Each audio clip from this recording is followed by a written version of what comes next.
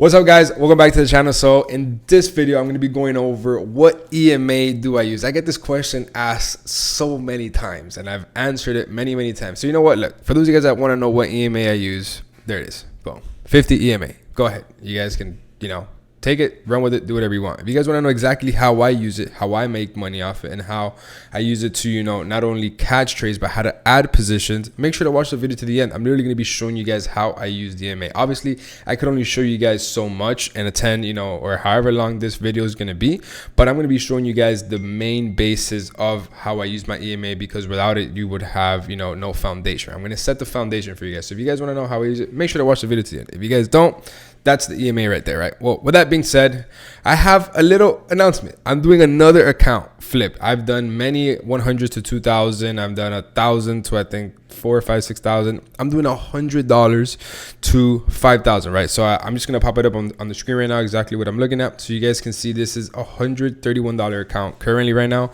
As you guys can see, I deposited $100. I took my first losing trade and then I took a winning trade. So far, I'm up about $31.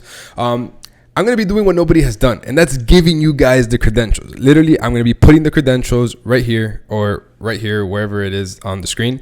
And then this account, you guys can literally log in and see every single trade that I take. Every single trade that I take on my personal account, you guys are literally going to be able to see it. I have a system set in place where you guys can only see it once I close the trade, because if not, it defeat the purpose of me having my signals and having my services, that people obviously they pay a good amount of money for. So it literally defeats the purpose and I'd be doing them wrong. So by this way, you can analyze the trade once the trade is already closed, right? So I'm literally trying to help you guys as much as I can. I'm really trying to do my best. And if you guys want to enter the giveaway, you have to sign up with the link that is below. And this is a live account. Literally, all you have to do is log into the credentials, sign up to the link below, and you can literally see me flip this $100 to 5,000, and then I'm gonna give it away to somebody that signs up in the link below. So again, you guys want more details on that, either shoot me a DM or chop it up in the comments. With that being said, in this video, let's get into it with the EMA, right? So once again, my EMA is the 50 EMA. I have it offset 0, source closed, and then I have a 50 EMA. Style MA, I have this type of color. Visibility on all time frames, because I use the EMA different on every single time frame, right? So how do I use my EMA?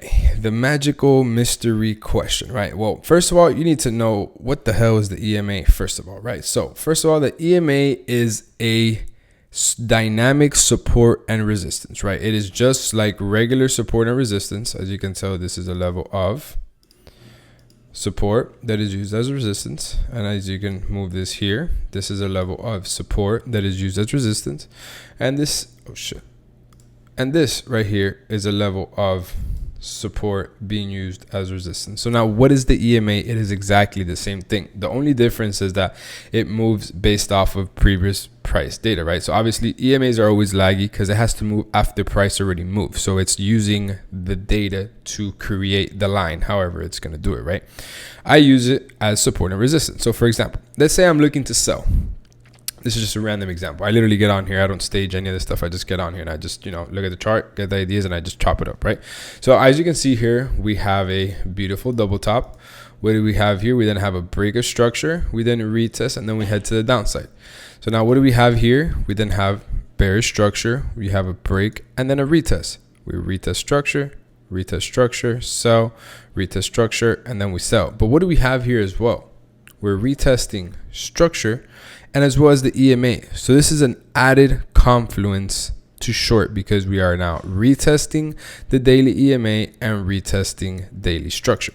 As you can see here, it is used vice versa. Let's say you're heading to the upside.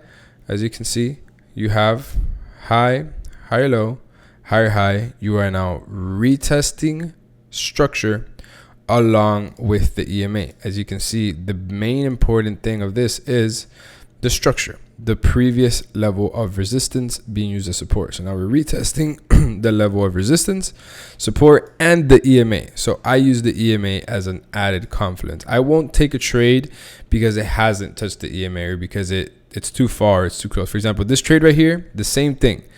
Retest the structure level. Just notice out here how we have, look, I can't make this up. I'm just literally getting on here and doing this naturally, right? This same move, I'm just going to copy it. Literally just gonna drag it right here. And what do we have? The same exact pullback, the same, wow, that's pretty crazy. I didn't even think of that. The same retest of this point. Then what do we have? The next push to the same exact point. Then what do we have? The same exact pullback from this level to retest the structure. And then what do we have? Obviously the push to the upside. There's no EMA here. That's fine. Doesn't mean I'm not going to take the trade. You're retesting previous support. That's the most important thing, right?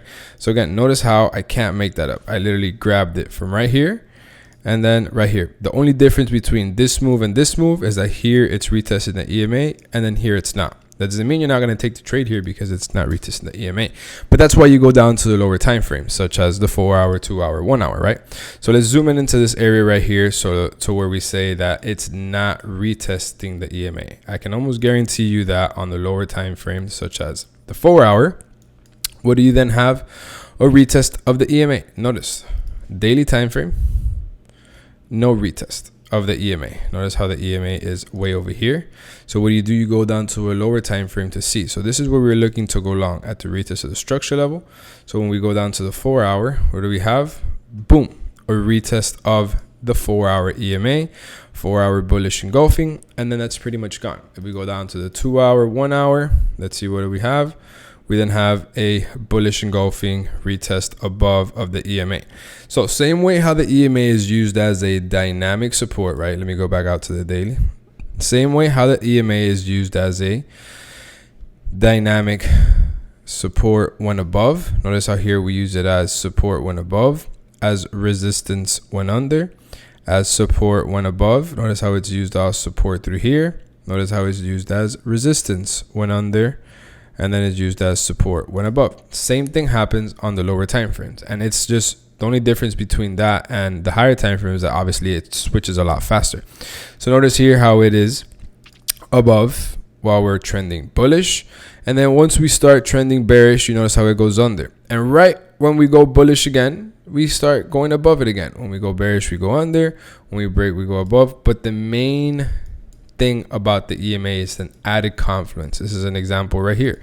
Notice how we have the resistance level. We are under the EMA.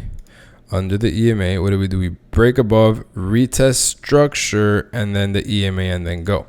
Obviously, then we have the push to the upside. So now this is an added confluence. For example, this short right here, I didn't get to take it. I actually took it right here. I actually took this on the account. You guys can go check it out.